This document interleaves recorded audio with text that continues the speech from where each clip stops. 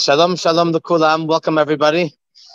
Shiur Shavui, to the weekly Shiur Kabbalah Café right here at Kabbalah Café, and to all of those that are connecting to us on Zoom and Facebook Live. Thank you to Raya and Mordechai for making that possible. Oh, yep, Baruch Hashem. In Yiddish, it means tanzen of alle chasanas, to dance in all the weddings. Try to be. So we want to first of all welcome Sherry. And we want to thank Sherry for dedicating this special edition of Kabbalah Café. That's right. In loving memory of her husband, Kalman Nachman ben Peretz Herschel, our dear friend, unforgettable friend of Chabad of Rechavia. And we wish Sherry, together with all of us, Anachnu Mishpacha. We are one big family.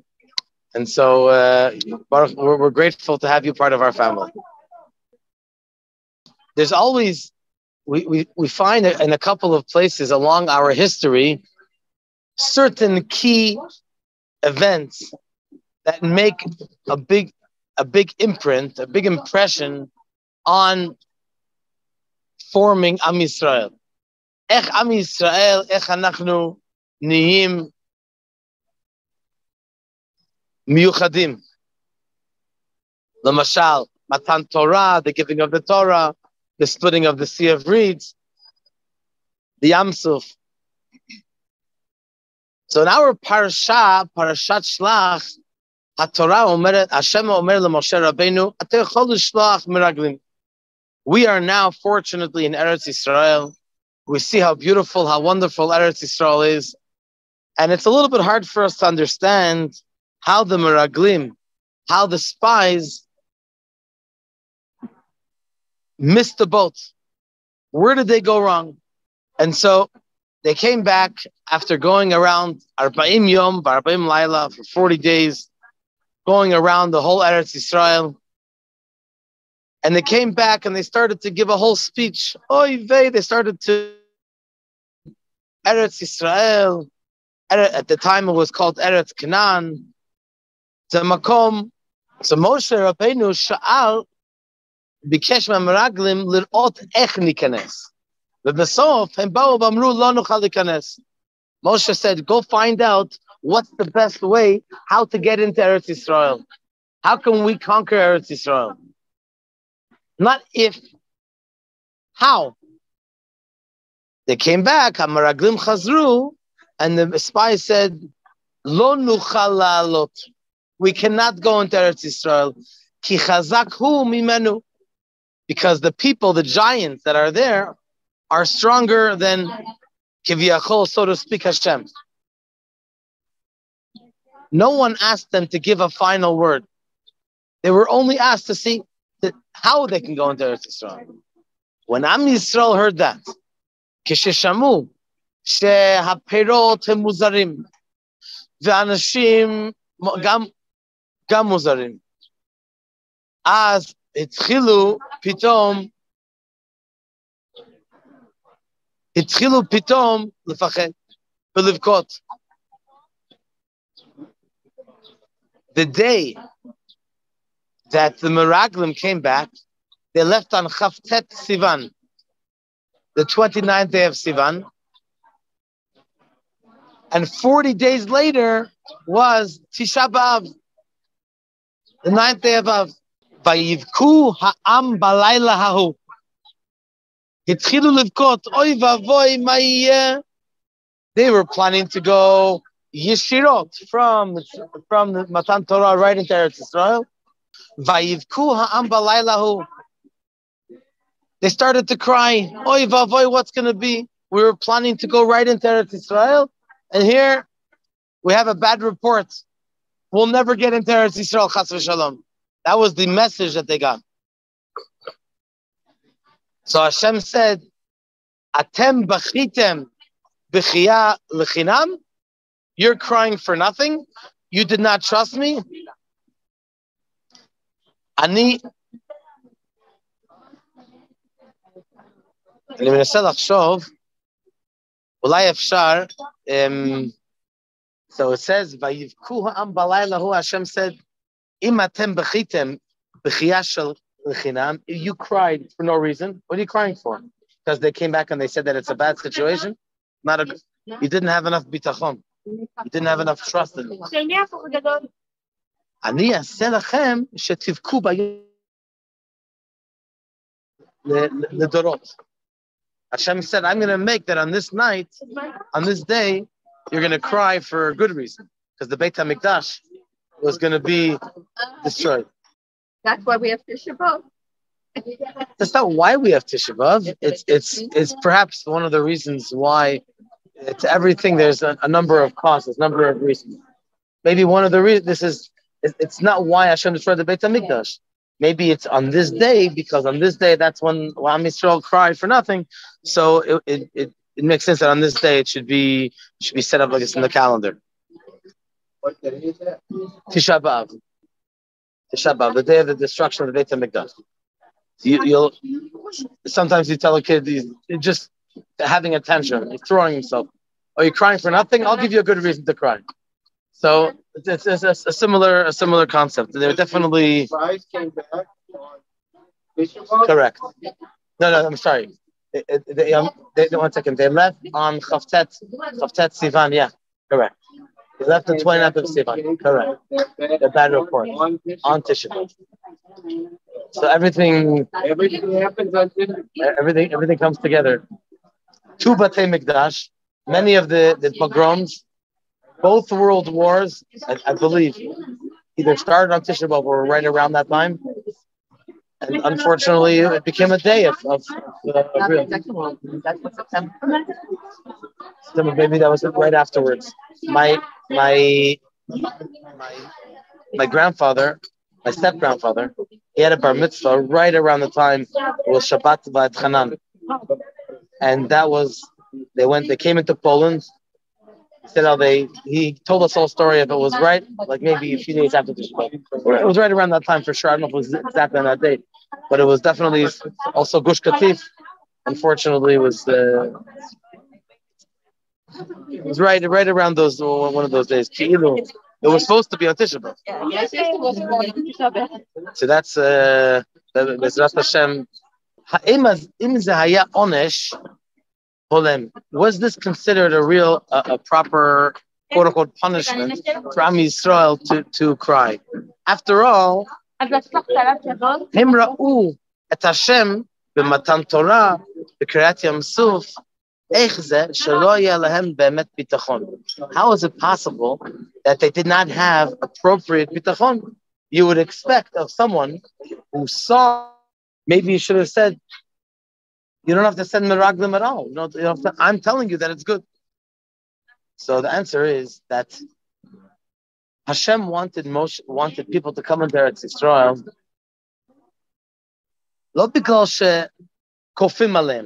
not because we're forcing it upon them, rather because l'da'atcha, shlach l'cha, to send a shlichut, to go on a mission, is not just do it because you're told to do it, but you have to do it because you feel that you're part of it. You feel that you want to do it. Hashem wants us to do it on any mission with our will. For example, I know that when the Rebbe would send shlichim, right, shlichim around the world, so it was very important to him that the family, the couple, the husband and the wife and the children felt at home.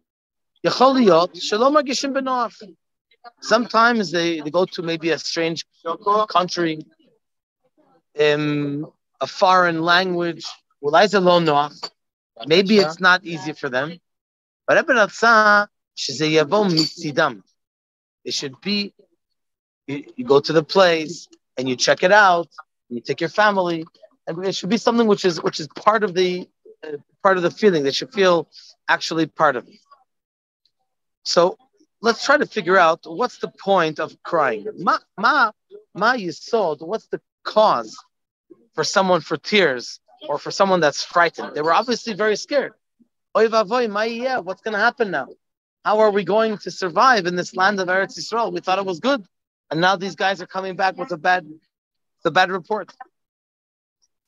So the source of the idea of tears is really what should have been was Tachshov tov yeh tov.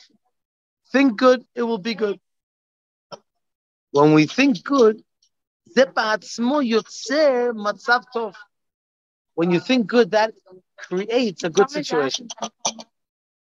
When you look at something and you're scared, why are we scared? Why does that cause a person sometimes to cry or to be frightened? Because you feel, you almost see it in front of your eyes, the negative situation that can be coming upon a person. But if we're able to go beyond, even אם אפשר להתקדם הלאה מעבר למה שרואים, אז אפשר להתגבר על הפחד. Then we can overcome our fright, our fear. Talking about why they had to verify, even trust, why you verify that, why send the spies? Correct. So it's, they say trust but verify, right? Well, I'm not sure what the source of that phrase is. It could be that it's a phrase. It's a current phrase, So I'm not sure if it's a Torah phrase. Like, for example, seeing is believing. It's not true. Seeing is not belief. Belief is beyond seeing. I'm just giving an example where seeing is you see yourself. You can relate to it. So it's possible that but it seems to be what was expected from them was to be even beyond that. What was expected from them was to what was this phrase you said? So trust and don't fight it. So that's real trust. That's ultimate trust. So trust. Period. You don't need to have it. I'm just suggesting that seems to be that's what the. So if we know what's the source of why a person can be scared and why a person can be freaked out, one of the explanations of what the mistake of the Meraglim was, of the spies, they said, we saw these big, huge giants, Vanehi be'einenu kachagavim. The simple meaning is, we were in their eyes, kachagavim, like little grasshoppers. You fly in the airplane or whatever, and you see little Lego people, all these big buildings, Lego thing moving around, like little ants. We were in their eyes like grasshoppers, like little klum, little jukim. So that's the problem. Zabaya. It's okay. It's okay to see big people, but when you look, you think of yourself like a little nothing, then that can become very scary for yourself. We have to look at ourselves. The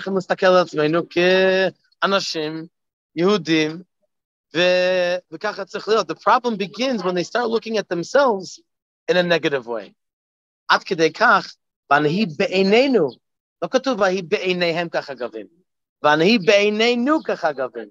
In their own eyes, in our own eyes, looking at ourselves, like grasshoppers. That's one of the problems of you have to have Gaon Yaakov. We have to be proud of who we are, and when we are proud of who we are, then we can not chas shalom boastful, loliyot, not to put other people down, but not to undermine the koach that Hashem that Hashem gives us. They come together, Ken, nachon. They can destroy everything around them when they're together. Mamash kacha. So even chagavim, you're saying, even chagavim could be something. Toda rabba. Toda rabba. Baruch atah Adonai Eloheinu melech haolam she'akol niyeh b'dvarim. I remember as a child, such destruction, they hate everything. When he said that he was all afraid of all the suffering that he went through, he said, "Pachot pachadati, v'asher yagorti avoli." Exactly what he was afraid of. exactly the fact that he was afraid of, that exactly was that which hurt him. So when we have the approach, that's a typical example. Job, he was a typical example of someone unfortunately suffered a lot. And we learn from him how hopefully not to suffer. The approach should be positive, and then hopefully the problems don't come over him. Mendel Futterfass, he was a great chassid who Mendel Futterfass. He was in Siberia, I think, for 20 years, if I'm not mistaken, at least 10. And over there, they used to have. It happened once. It was I think it was when Stalin died. So the guards of Siberia, they used to really hit them and really used to hurt the people who were the prisoners. So when Stalin died, they wanted to show, they were scared that the prisoners are going to get back at them.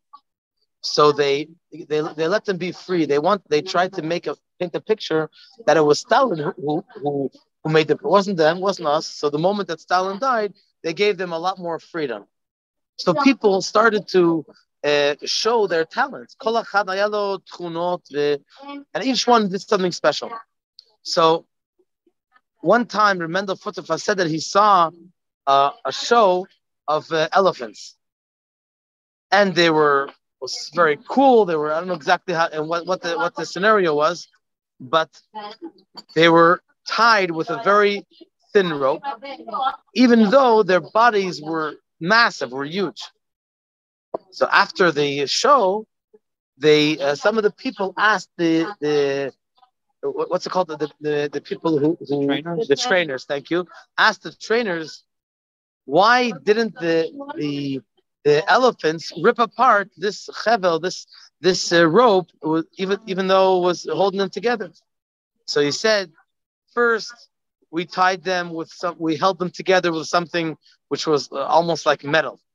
Then they went wild and they tried to break it, but they realized right away that it's too hard for them. So then we tied them with a thinner rope, and because they knew already that they're not going to be able to do it, they didn't even try to break it. When we saw that they tried to free themselves from the rope, so then we tied them with and they didn't succeed in a thinner rope. And they thought, what do they know? What does the elephant know? And they knew that they're tied together. So it's very painful to see sometimes that people that are very talented, because they have this pachad, because they have this fear, right? Because they have the fear, they think that they're tied together. They think that they're unable to exercise. But really, it's a mental block that they think that they can't move any further. So the crying, habechi, the crying and the fear from they were scared. How are we going to face these huge giants in a foreign place?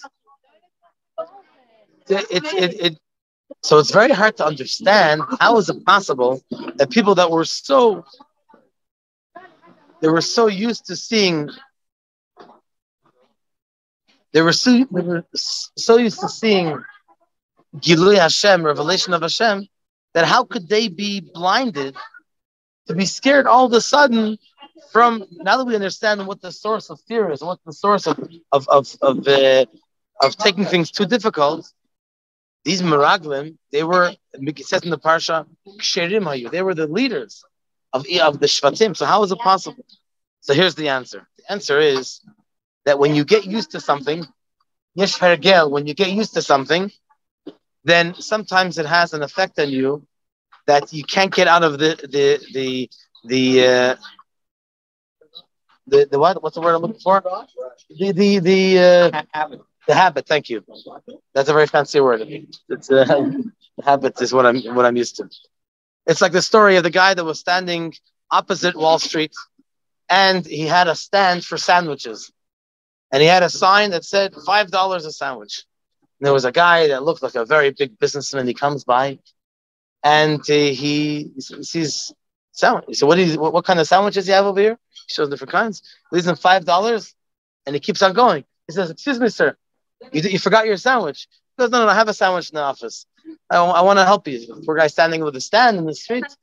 Every day he walked by, and he left a $5 bill. Continued to go. One day, the guy comes by, and this. Look. He goes, "What? Don't worry, I have a sandwich." He goes, "Yeah, but the sandwiches went up to $8 now."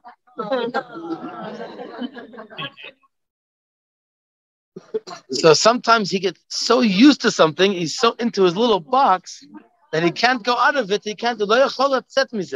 He's into his own life, into a little world that he doesn't even. He forgot to show appreciation. Hakarat hatov, u'shachach lahabia hakarat hatov lazeh shetaram lo. Guy gave him parnasa every day for free. So it's on some level, Am Yisrael got used to the miracles. They got into a habit of having miracles. They had the man higia mamash ochel muchan. The man that had ready food, almost like Bagel Café. That's right, because we're long time complainers. Am Yisrael, they had the water, we had the clothes, grew with us as we it also got cleaned on us. It was nisi, totally miraculous. All of a sudden, the Meraglim come back and they see, and they tell you, now you're gonna have to come into Eretz Yisrael. You're gonna have to work hard, roll up your sleeves, and start working. You're not just gonna have the man min hashamayim. You know what bracha they said then? Hamotzi lechem min hashamayim. Today we say hamotzi lechem min aretz. Tzich lavot kasher, tzich lazia. That what? Because then the man came min hashamayim. V'achshav ze magia tzich lachrosh. You have to plow and so when we do that, then we have Hashem wants us. Here's the point: Hashem wants us to achieve great spiritual levels, but it shouldn't come min hashamayim in a silver platter. He wants that we should achieve it, and He wants that we should work for it. The bridge between heaven and earth, lasot gesher ben shamayim v'aretz. We want that we should reach for the skies. You know what they say, reach for the stars. But we have to do our hishtadlut. If it's called in the Zohar, in Aramaic, it's called nahama, which is bread. Nahama d'chsufa, bread of shame. Bread of shame. If a person has only things that's presented for them on a silver platter without working for it, so it's nice, but it's shameful. You don't feel accomplished. You want to be able to work for it. You want to be able to achieve it. When you work for something and you reap the benefits, and you have the parnasa, yesh bezrat Hashem bayit, the atzlacha, magishim kesherless, and then you feel a connection to that. So, unfortunately, to our habits, to be so into our things that we're used to, can really make a person have a wrong perspective. Even someone who saw Hashem, and Hashem says, the Aretz Tovah Haaretz Mod Mod. Kalev said that, and Yoshua said that. But still, Hashem Omer Lanu She'eretz Yisrael is a Makom Tov. It's a good place. We still have to work for it. We still have to do our best to make it happen, and to trust Hashem that it's going to be good. So basically, there are two ways how Hashem acts in the world. Yesh koach hateva, yesh koach hanes. The natural way and the miraculous way. It's not like the nes is from Hashem, miracles from Hashem, and the teva is what we do. Chas v'shalom. The teva is also miraculous. The teva, the nature, quote unquote nature, is Hashem. Who decided nature? Who makes the nature continue? Who makes the sun rise every day at the right time and set at the right time? That's all HaKadosh Baruch Hu. But just because we're used to it, that makes us think it's part of us. It's a no-brainer. What do you mean it's a no-brainer? Of course, it's a big ma'amas. It's a huge chidush. It's a great innovation that we're able to benefit from these things. So what do we learn in summary from the story of the Meraglim? That we have to thank Hashem, both for the miracles that happen and not to get used to the teva, not to get used to the nature. Every single thing we thank Hashem, kol haneshama, tahalel ka haleluka. We thank Hashem for every breath that we have. That is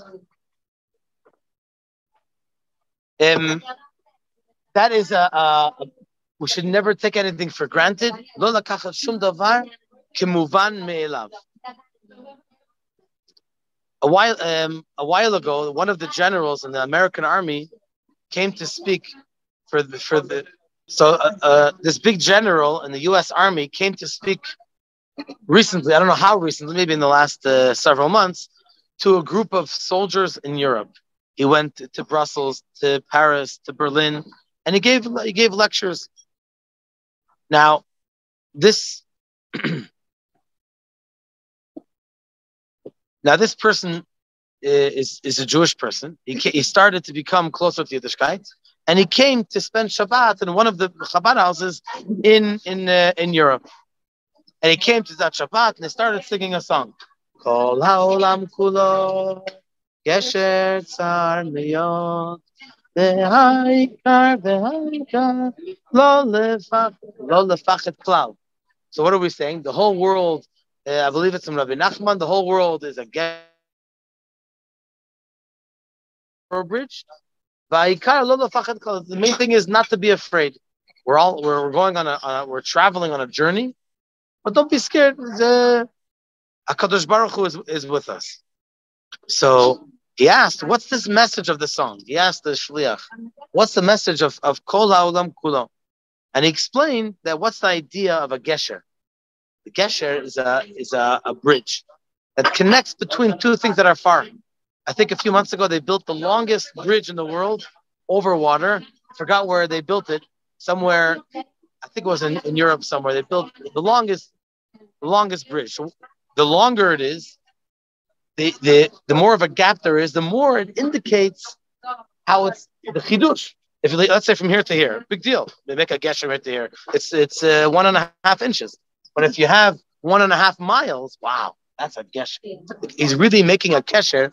He's umechaber ben shnei dvarim rechokim biyoter. And so this is the idea of a gesher. So this is what HaKadosh Baruch Hu, he made this gesher. Our life is a journey, and it's not only we're walking, here's the point. We're not only walking on a gesher, we are the gesher. Every day we are creating connection between two surfaces. Not only two surfaces could be close, but two things which can seem totally opposite, as far from each other as possible. One end is the Shamayim, the heaven, that represents anything which is Ruchani, anything which is spiritual. For example, in the Midbar, Am Yisrael was very used to Hayu Kol Kach Regilim, they had the habit of being used to spirituality.